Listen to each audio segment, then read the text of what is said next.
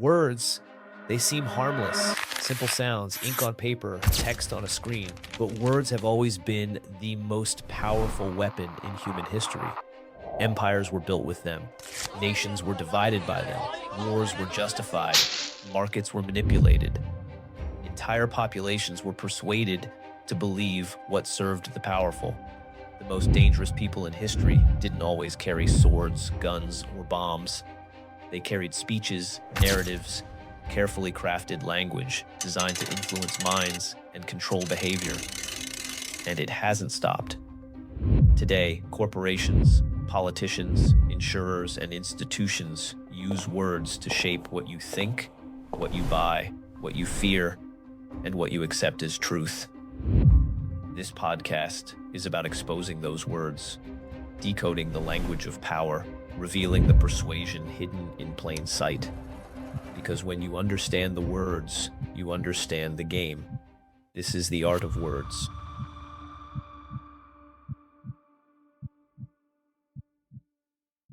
It is an inherent conflict. If you think about it, insurance company having to meet Wall Street expectation, shareholder expectation, right, every year, and then trying to basically fairly compensate the claimants.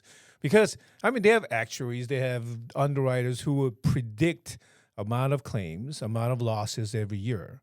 But some years, are worse, some years are better. But they don't really care, the fluctuation. What they care about, how do we meet Wall Street expectation? How do we protect our profit margin? So they have to make a decision. Only decision they could make is basically deny claims, delay claims, or undervalue claims, because they still need to keep certain amount of money annually to report back to their shareholders, right? And that is an inherent conflict. They have to be ready to be flexible, but yet they have other interests they have to answer to. So where do they have to make choices? And it's on the consumer side. And this legislation is exactly what basically that's targeting. They're hoping that they could protect their profit margin, both Uber and insurance companies, by declining number of claims, or basically having people file their own claims so they could undervalue. Yeah, I mean, I think everyone now knows, right? The traditional insurance tactics, right? Delay, deny, defend, Right. right? And I mean, I don't say that to try to knock them, right?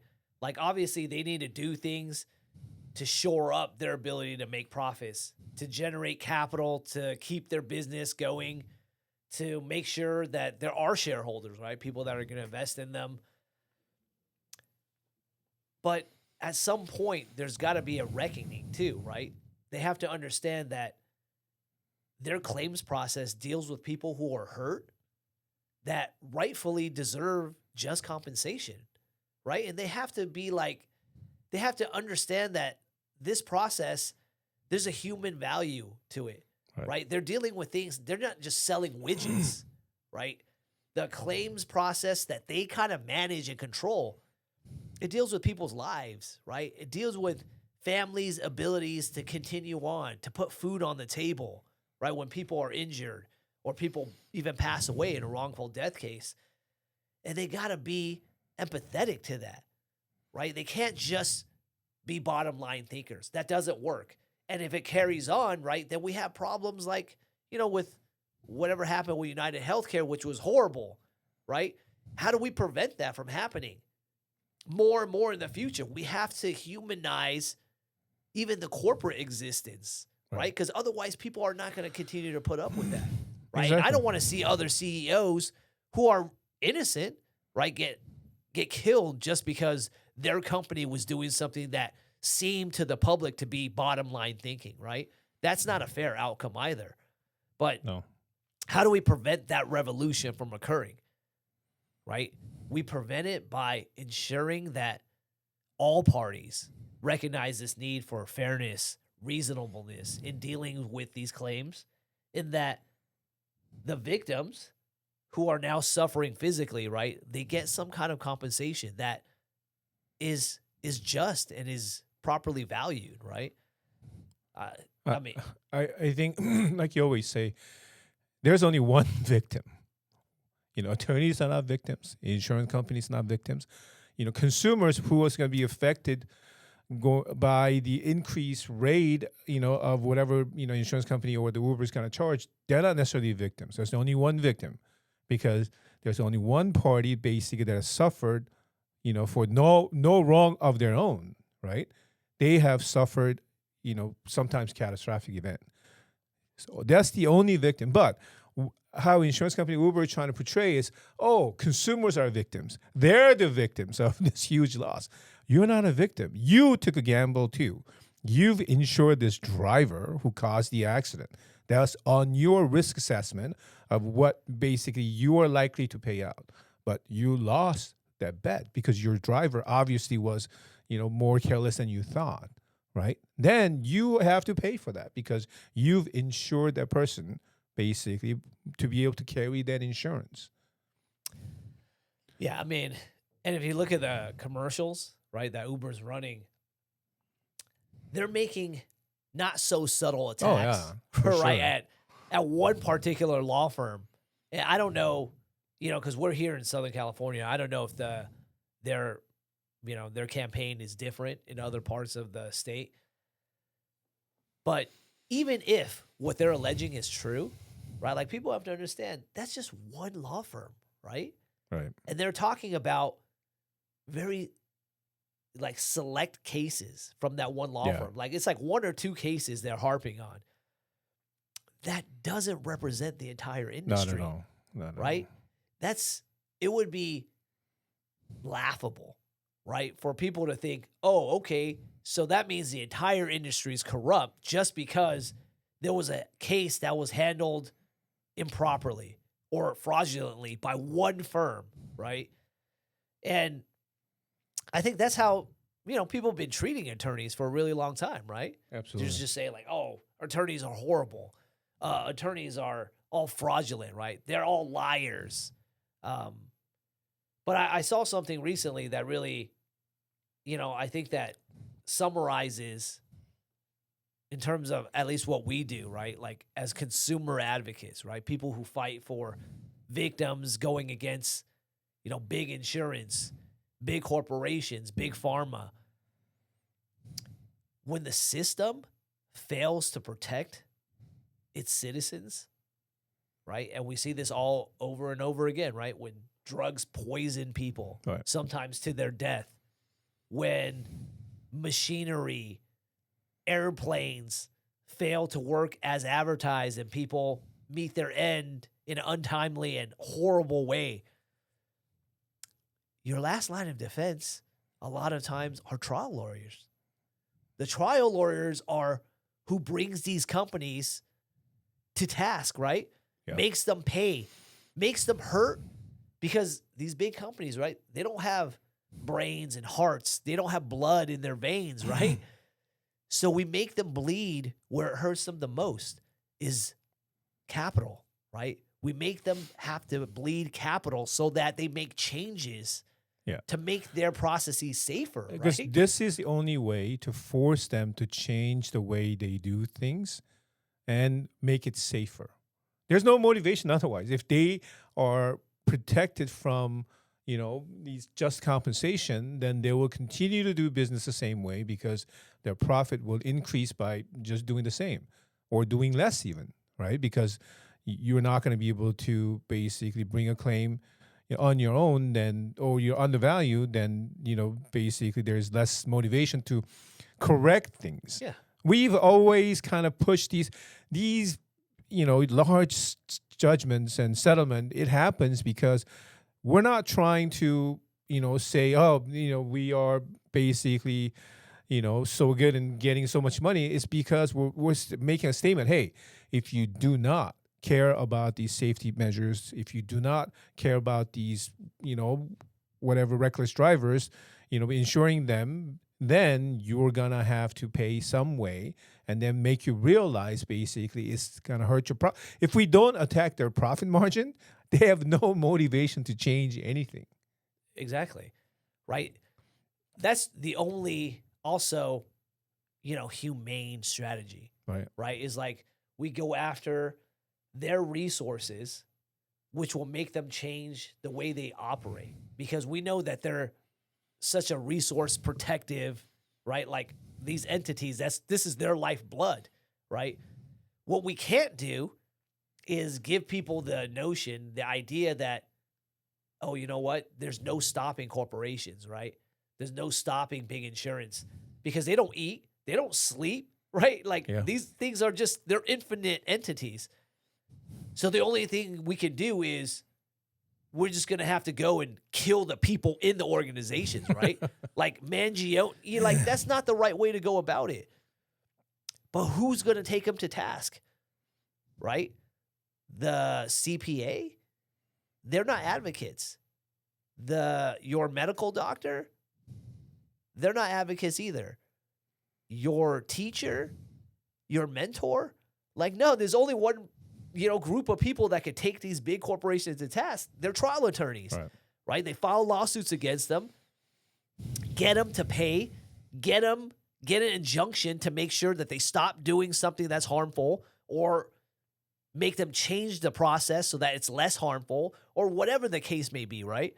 These lawsuits change the path or change the relationship between products and companies and the consumers that use them. Exactly. Right? So without these trial attorneys that, apparently media and entertainment like to make fun of, without these trial attorneys, the world is so much less safe, right? All these safety measures that we see basically have started with, attorneys filing a lawsuit based upon lack of safety measures and, precautions. So, and then they keep on improving, these safety of food, cars, and everything that we actually touch and use, plastic. Think about the plastic too. Like how many years, of plastic, whatever, BPA, written plastics have we used?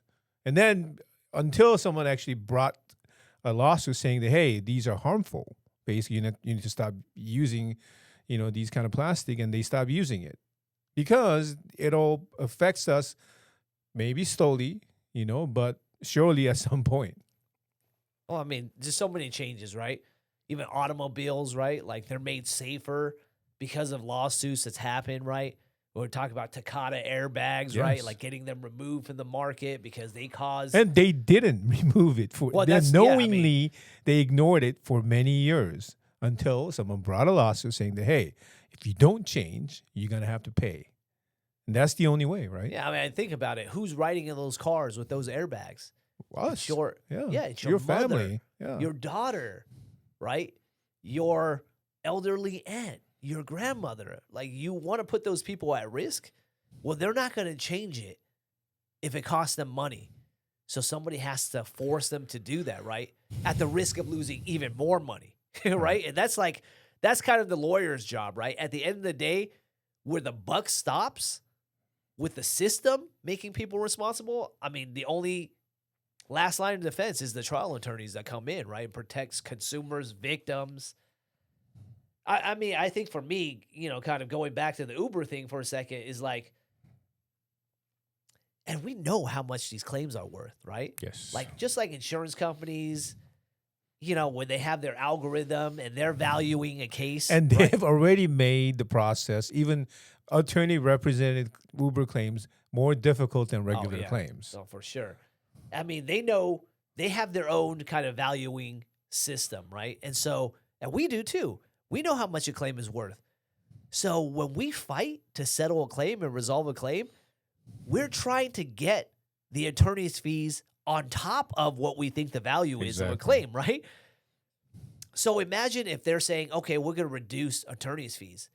Actually, nothing's really changing, right? It's not like they're saying, oh, I'm going to pay you the same amount as when the attorney's fees were high, but now I'm reducing the attorney's fees so you'll get more. No, they're just going to pay less. Exactly. They're just going to pay less money to the claimants. So the claimants actually don't make any more money. They may end up getting even less money because they have less options, right? Yeah. They'll have less attorney options. They'll have less people on the street willing to, advocate for them. But exactly. these big insurance companies, including Uber themselves, that has a lot of hand probably in terms of valuing or deciding how much money to pay out on some of the larger cases, they're not going to give the claimants more money by reaching into the attorney's pocket and say, hey, you know what? We're going to reduce their fees and give them to you. No, they're just going to pay less money. Yeah. So you're just going to get less money all around. It is ridiculous. This legislation was brought by Uber out of all entities that we know. Insurance companies, maybe, but Uber. One company basically that had the least amount of, restrictions or background check or, safety measures when they started, and they still don't. Because my food delivery driver from Uber sometimes is a different guy than the guy on the photo. Like, I've never seen that. Yeah. I oftentimes, I don't really see them really that often. That's what I'm just saying. But I drop it see, outside. drop it outside. But I see the camera, Oh, I see. and I know it's a male supposed to be, but it's a female. That's not supposed to Right. be the case. No, How do they do that? no, because Uber doesn't check. Uber has no, a system that they're actually checking who's delivering the food. As long as you have the app installed on your phone, there's no, mechanism that you have to like show your face or whatever before you start driving. They're entrusting a lot on the drivers or, whatever, Yeah. people they're using Well, Uber app. They're administrative penalties, right? Yes. They're trusting that's going to stop people from doing whatever like fraudulent things on their platform. However, right, they're failing to recognize the fact that people are going to mess around. Oh, yeah, right? Like for sure. whenever you create a platform and you make rules, there's going to be a certain significant portion of the people who are going to break the rules, right? And are they really going to penalize all those people who break the No. rules? No, because they want more people to use the platform, right?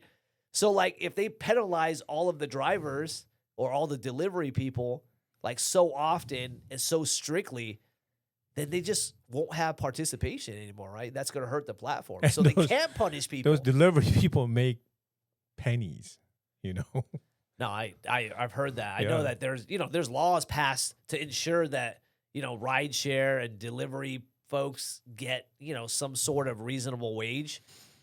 And even that, right? Like No. you couldn't even trust the company to make sure that they got a reasonable wage. Yeah. Legislation had to be passed to It's do ridiculous. It's baffling. Uber is doing this because they're just trying to, decline, like you said, take away options, from consumers more and more, even in their own platform. that. Yeah, I mean, I think, and that's why it's important for us to have the discussion because I don't think people see that, right? Because they're not in the industry. So they don't see that this legislation is attacking consumer options. Right. Because by attacking the supply of legal services for MBAs, you will, just by process of elimination, you're going to reduce the demand because the demand won't have anywhere to go. Right. Eventually, people will just give up, be like, oh, I was hurt. Oh, well, I'll just eat it, right? A lot Because of they know our it won't go clients who anywhere. comes to us initially trying to handle the matter themselves, and then every single one of them tells us how frustrating it was to deal with adjusters filing a claim. Some adjusters tell them, don't go to the doctor yet until we tell you which doctor to go to. We already sent the letter. We already sent the estimate, but it hasn't come for weeks because they're hoping that, the claimants unknowingly reduce the value of their claim by waiting. Well, let me ask you this question. This will be telling. You've been an attorney for how long? 22 years, 23, I Going think. on 23. Yes. Yeah, because it's the same amount of time. Yeah. But of all that time, have you ever heard or met of a person who handled their own claim for bodily injury like successfully all the way through to resolution? No, never. I've never either. So that's the most telling thing. If this claims is so simple, it's so straightforward, and these insurance companies and rideshare companies are so willing to make this such a fair and open, transparent process, why has nobody ever actually completed a claim on their own? Why do they need attorneys, Because these guys are putting up barriers. I know and one obstacles. thing is insurance company from the get-go trying to offer claimant, there is a dangling, Yeah. like some ridiculous amount up front. $500. Yeah, $500, $1,000. $5,000. Although their medical bills are going to be tens and thousands. Yeah. Because they know that consumers don't know. Yeah. Right? They don't know the claims process. So if you don't know the claims process, because it's long too, right? It's not like even just buying a car. No. Oh, okay. Yes, buying a car is an arduous process, right? Like, oh, you have to sign all this paperwork and what kind of a lease do you want? Like what's the residual value? All of these things happen, but that process happens still within a day, right? Like a claim can last a year, more if there's extensive medical treatment. So what they're hoping is you don't find out how hurt you are, because PTSD. Basically, a lot of people have pain weeks later or even months later, but they're trying to say, "Hey, I'll give you $1,000 if you sign now." But you are basically giving away your rights to pursue anything else that may happen if you have more pain, if you need more medical services. You're foregoing all that for $1,000, and that is actually their favorite tactic. Well, yeah, I mean, and that's really how they end up treating consumers, right? And that's what Uber is going to do. I mean, that's what Uber does already. How much do they undervalue the medical bills, and try to pay off the medical bills themselves, arguing with the doctors, arguing with us, what they think the proper medical procedure should be. Well, I mean, I think what's, also really telling is just the way they even go about it, right? Like what happens when you file a claim and you're talking to the other side's insurance? Like, what do they ask you? Oh, do you have anywhere that hurts?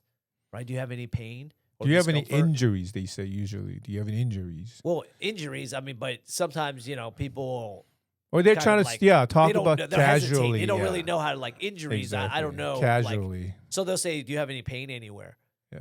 Do you have anywhere that you feel discomfort?"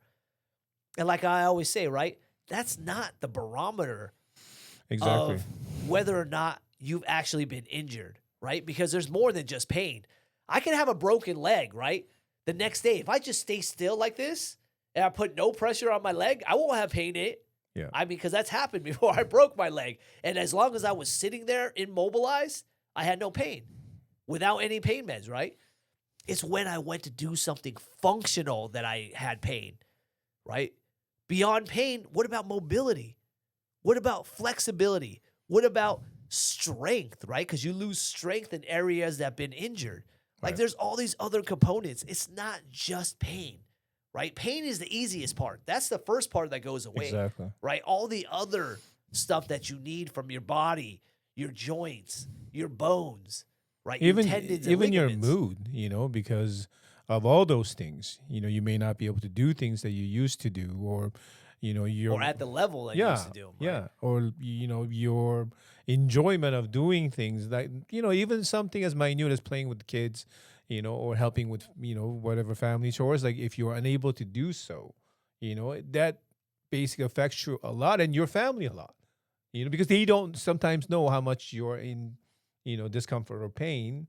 And they just see you basically not complaining about it, but only the limitations. But you may not think about it in your head, in terms of that. But all those things has to be asked and then evaluated.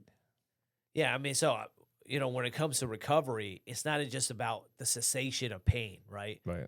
It's about being able to be mobile again, right? It's about having the same strength of movement that you had previously.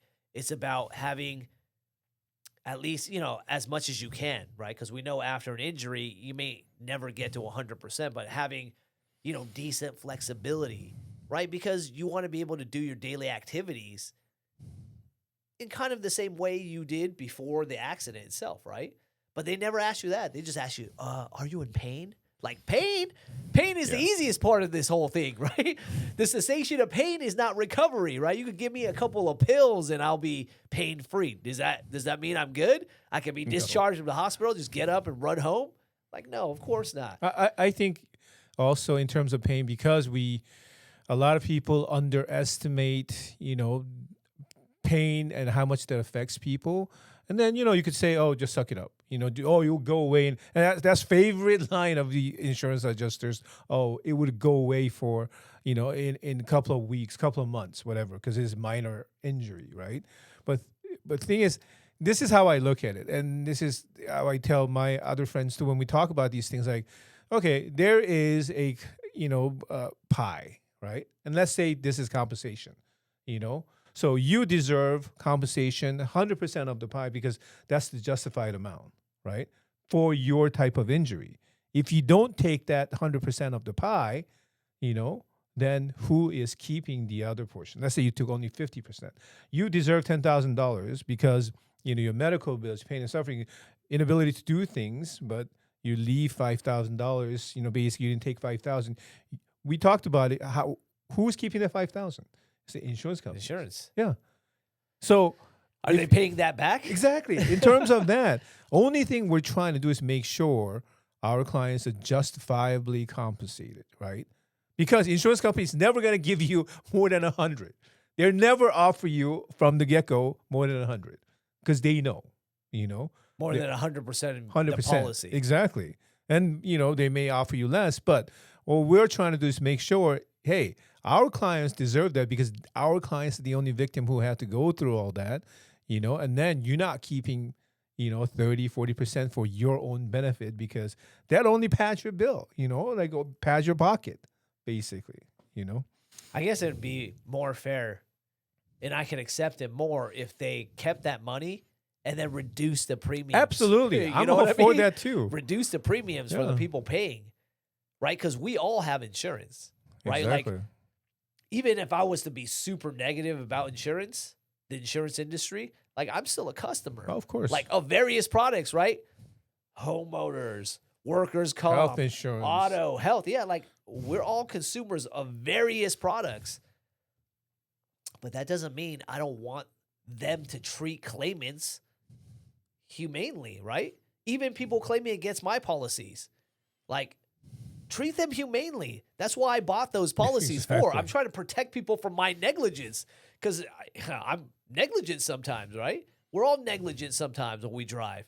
And I want to make sure, and I hope other people want to make sure that if they cause harm to somebody else because of their negligence, their insurance coverage is going to properly, compensate the people who are hurt. Why wouldn't you want that, You want to just screw people over? Like, that doesn't seem right. Right. So this legislation about Uber wants to keep some of that money, that our clients deserve. Insurance company wants to keep some of the money that our clients deserve by taking away the option.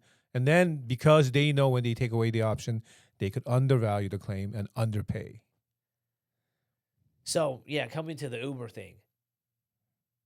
10-second clip. What do you want people to know about this Uber legislation? Uber legislation is anti-consumer bill to take away choices from all of us. I will say, as we're rolling into November where we all have to vote whether we want this Uber legislation to actually be part of our law, we got to understand that it's not just reducing attorney's fees, right? It's about increasing the fees that they get to keep, that they won't pass back down to the consumers.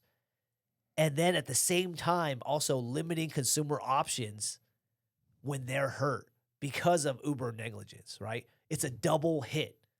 They're going to save money from claims and they're going to reduce your claim options as a victim, right? Think about that before you vote.